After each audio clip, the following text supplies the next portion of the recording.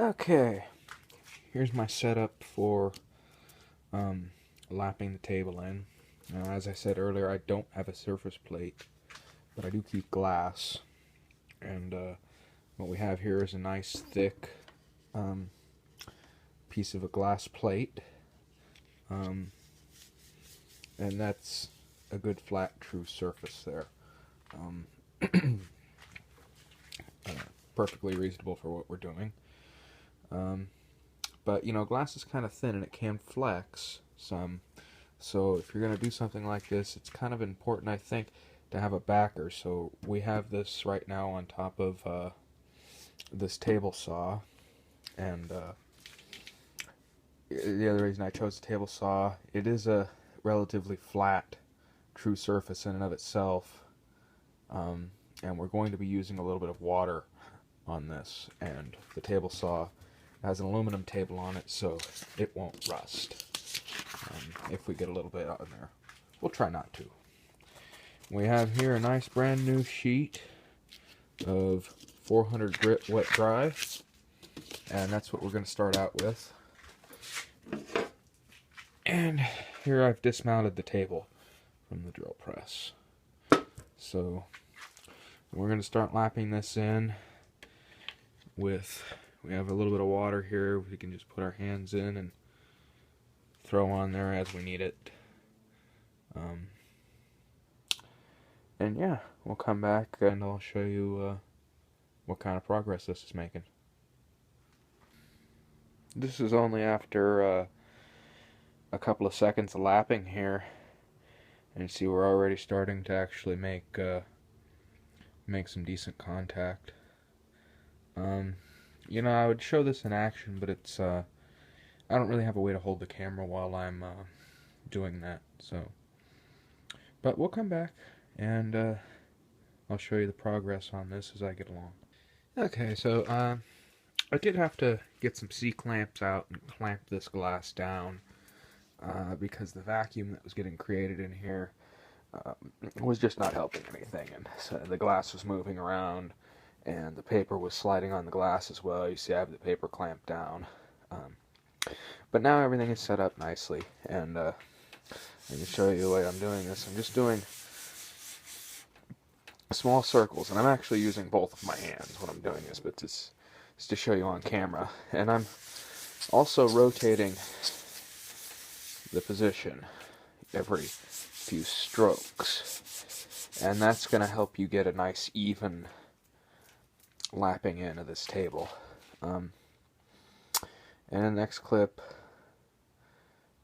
I have to put the camera down for a minute. So in the next clip, though, I'm going to just pull this right off, and we're going to see I probably have less than 5 actual minutes of actual motion and lapping this in. Remember, this is only 400 grit paper here, so it's rather fine. See you in a moment.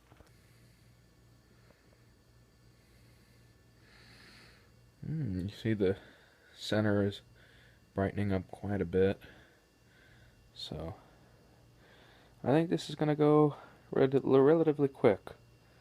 I don't think that we're going to get all of these little dark spots out, but when we're finished, this table is going to be much flatter than it was.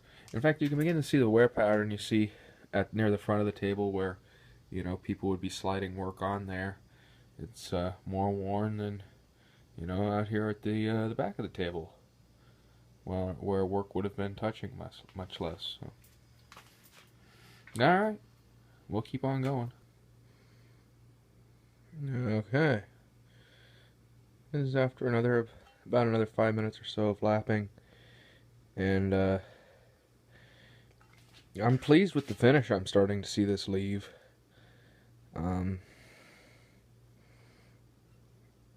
And it's probably won't take too long to have this table looking pretty good. You know, I'd like to get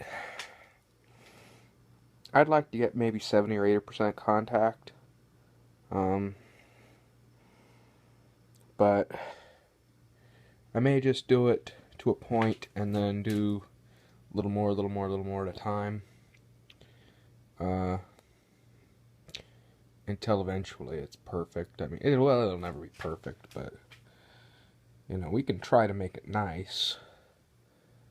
You know, you certainly wouldn't want to come at this with a belt sand or anything. This is a precision surface, and so we don't want to muck it up. But you know, that little bit of lapping is really working out nicely. Using lots of water when I do this. In fact, you see the floor there. Yeah, I got water running down. I should probably get that cord away from there. I got water running down off of this glass on the table saw.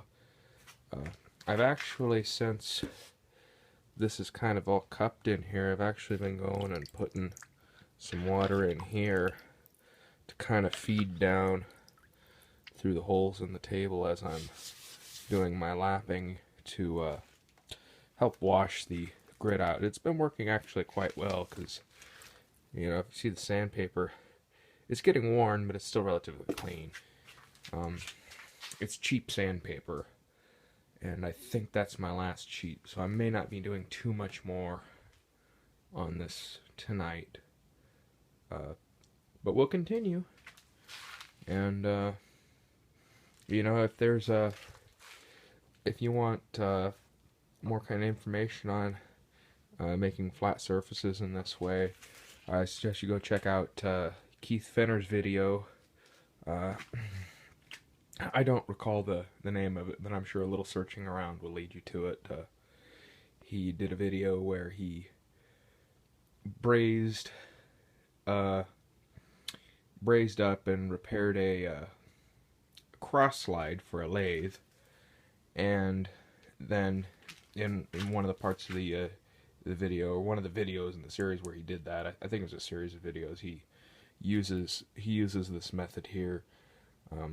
But like I said, I believe he used a surface plate, and you know, this is the best I can do right now. This is as close to a surface plate as I have, and you know, I'm sure I'm not the first home shop machinist to grab a piece of glass and use it in this manner.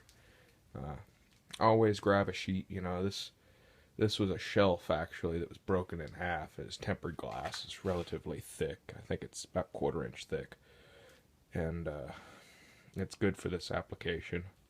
Just got to remember to keep it on a good flat table when you're doing it so that it doesn't flex. Otherwise, you're gonna lose the flatness and any benefits of using the glass. You might as well use a piece of plywood, you know. But happy with this. Seems to be working out well. Thanks for watching. Okay. Here she is. I'd say we put maybe 20 minutes total of actual, you know, standing there lapping into this, you know, and of course using very, very fine grit. We're getting contact now over most of the table, but there's a lot of pitting into stuff. Not quite getting any contact in this area yet, and some around here, but yeah, I'm not done with this yet. I'm gonna come back to this another day when I have a little fresh paper. Need to go get some more paper. I think I might go to a bit of a rougher grit, and then work my way back up to a very fine grit. Maybe even going as high as 1,000. But I'm not sure. That might be a little bit overkill. This would also be a good project, you know, to hand scrape it in. And I've never done any hand scraping, but it's something that I would not be opposed to trying one day. I wouldn't want to make this my first project, but you know, that's real easy there to get in the vise and and you could hand scrape this and, you know, have it really nice and flat and have that beautiful hand scraped finish, which is more than likely what this had originally on it. Was they probably hand scraped this in. Even if they didn't hand scrape it in, a lot of times they would come through and give it the, I forget what they call it, the checking, I believe, just to put a nice finish on there. But yeah, so there it is for tonight, and I hope you've enjoyed these videos. I've been having some problems with some of the other videos I was uploading, the ends getting cut off, and so what I'm going to try and do is I'm going to try and start splitting these into much smaller videos, maybe probably with around a 10-minute limit, because I know I tend to talk and ramble on about things quite a bit. And yeah, we'll keep plugging away at it, and I'm looking forward to when I can actually come to this thing and drill a hole. Would like to find a foot switch if possible. Not sure where I'm going to find one. Don't want to order one.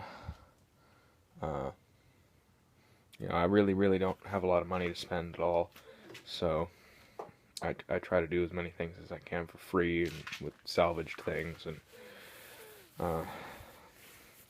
you know, one of the reasons it's good to learn how to do things yourself, you know, and that is my eventual goal. Is I'd like to learn how to do anything, you know, myself with a piece of metal. One day I'd like to get into casting. Would love to have a little blacksmith's forge as well. And heck, I might be 90 years old before I ever get to that point. I may never get to that point, but I sure as heck am going to try. And that's what this is all about, is just you know, trying things and learning in the process. And I'm putting this up on YouTube for anybody that wants to watch and, you know, see my mistakes and see my triumphs, and maybe learn from me and maybe help me learn. You know, I mean, I have learned so much off of just YouTube alone, and but also with the fellows at the Home Shop Machinist and at Practical Machinist. I really don't know where I'd be without some of those guys. You know, I don't think I would have had the opportunity to learn the things that I've learned, and, you know, to be able to work on a beautiful old machine like this, just as an example, and to learn to be able to do it properly, or at least as properly as I know how. That said, I hope you've enjoyed the video, and if you like it, have something to say, leave a comment, ask a question, and if you'd like to see more, please subscribe. Have a wonderful day.